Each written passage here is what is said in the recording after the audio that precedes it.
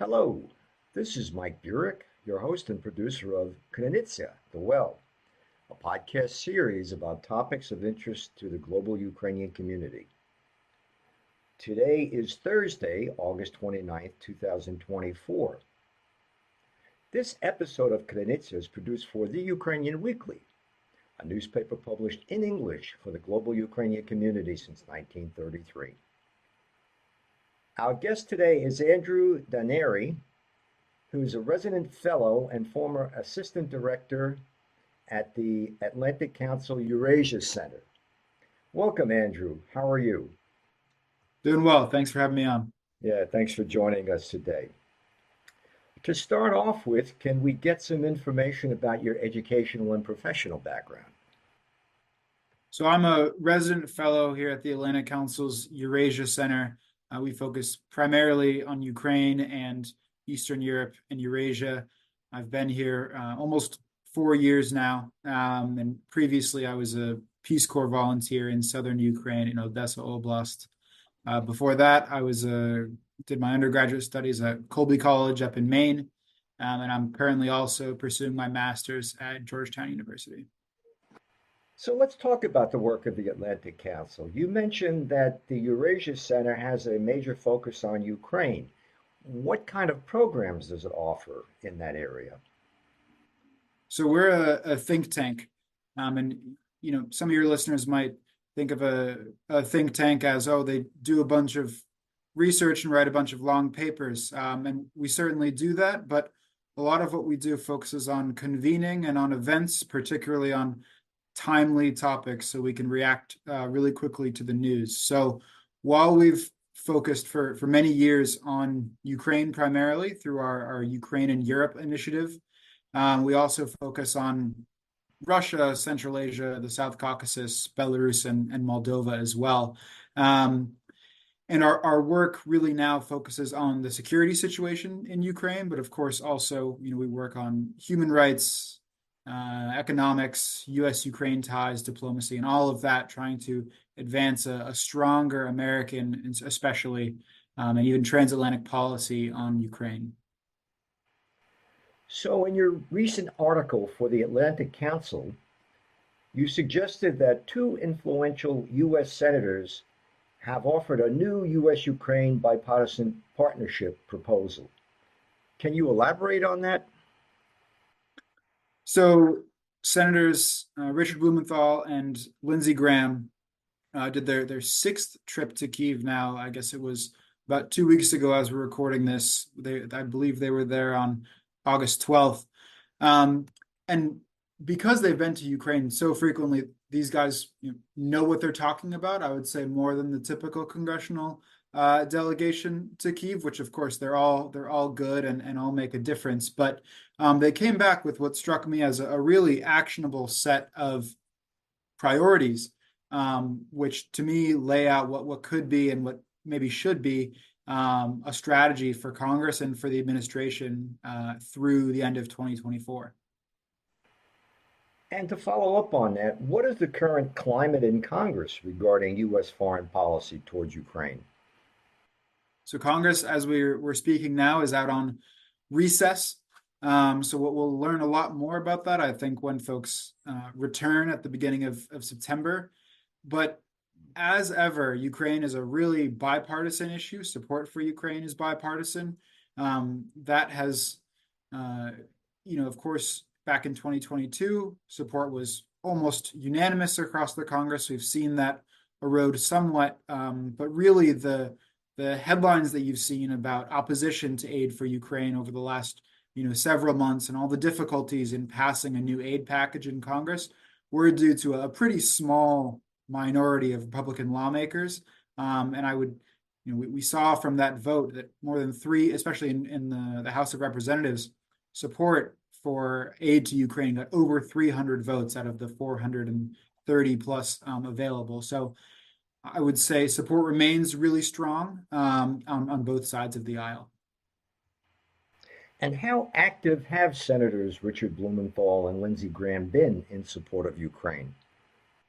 They've been incredibly active. And I would shout out Senator Graham as well as being one of the strongest Republican voices on support for Ukraine. The Republican Party, we have to be honest, is split, even if the minority of voices is just that, a minority in Congress. It has had an effect on the Republican electorate. And so I really commend Lindsey Graham for continuing to support Ukraine, since the beginning of the full-scale invasion, but even before that, along with the Democrats and led by Richard Blumenthal and other senators, and of course President Biden as well, in strong, especially military support for Ukraine. And their recent proposal has a unique aspect to it, which you pointed out in your article. The prospect of a strategic economic partnership between the United States and Ukraine, which would be focused on metals and rare earth elements development. Do you think this proposal has a chance to succeed? And if so, why?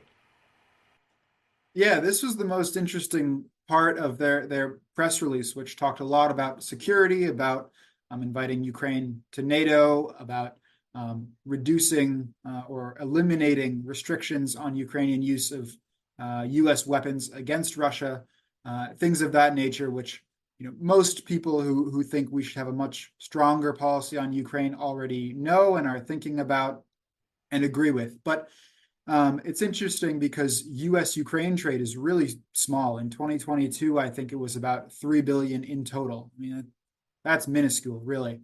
But this initiative and idea is interesting because they want to base this U.S. Ukraine economic agreement or trade agreement on the development and export of rare earth elements and strategic metals from Ukraine to the U.S.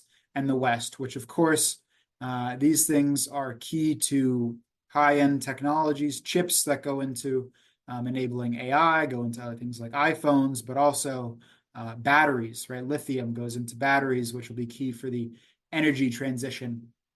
And so the senators initially propose a working group to kind of sort through the initial issues on this and to see where an agreement can be agreed upon, which is sensible. This will, of course, if this were to come to pass, would take place over many months and possible years if we were to get an agreement on this.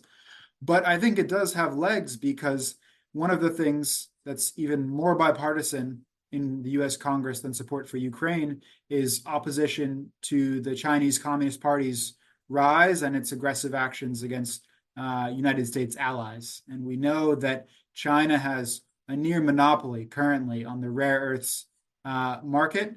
And so reducing American, especially, reliance on China for these kinds of elements would be a huge positive for both Republicans and Democrats who all see this as an issue. So I think there's a lot to like in a potential, if this were to become a bill, and it certainly would be a sensible next step to do exactly what the senators outline and to start a working group on these issues.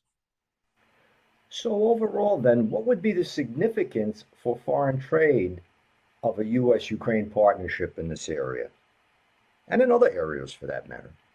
Absolutely. I mean, as I mentioned, Ukraine and U.S. trade is quite small, but I think especially there's a lot of new defense cooperation and the potential for new metals and rare earth elements cooperation could see that trade skyrocket, double, triple in the next 10 years or so.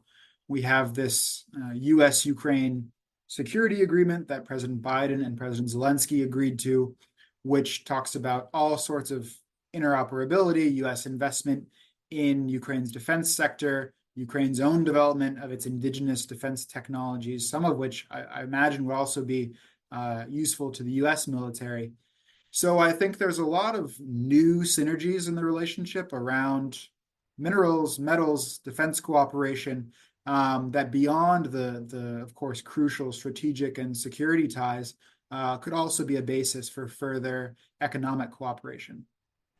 And as a follow on to the agreement you just mentioned, Senators Blumenthal and Graham also announced that Blumenthal would introduce the Stand with Ukraine Act when Congress returns to Capitol Hill in September to quote unquote codify the bilateral security agreement that Biden and Zelensky had reached in June.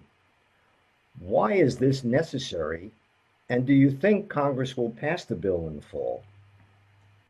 So the bilateral security agreement between the U.S. and Ukraine is one of many that Ukraine has bilaterally agreed with all sorts of its partners and allies. There's more than a dozen, maybe even 2 dozen at this point, depending on when this episode comes out. We might even have more by the time your listeners hear this. But essentially, the agreement, I would say, builds upon current U.S. and Ukraine strategic and security ties, provides for further U.S. training of Ukrainian troops, increases in interoperability, more cooperation in cybersecurity and cyber defense, and other things of that nature. It's really an extensive package over 10 years.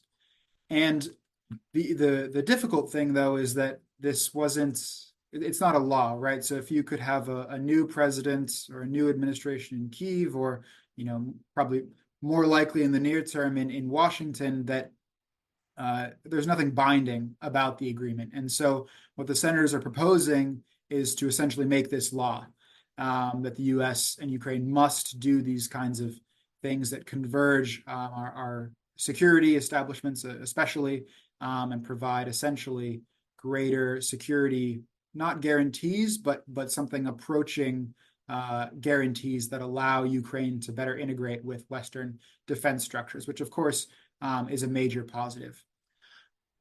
I'll be honest, I'm not fully sure if this will is much more than a symbolic gesture. I think in part because politics in Washington, the Senate controlled by the Democrats, I think would likely be interested in this. This will come out of committee, but I think it's less clear on the House side.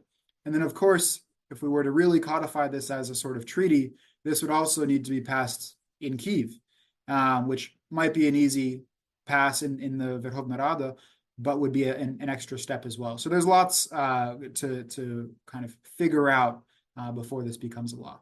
Yeah, sounds like a lot of moving parts. For sure. Andrew, I want to thank you for coming on Krenitsia today. Thank you very much for having me. Appreciate it. I have been speaking with Andrew Daneri, who is a resident fellow and former assistant director with the Atlantic Council Eurasia Center. This episode of Krenitsia has been produced for The Ukrainian Weekly, a newspaper published in English for the global Ukrainian community since 1933. And I'm Mike Burek, your host and producer of Krenitsia. Until next time, that's all for now.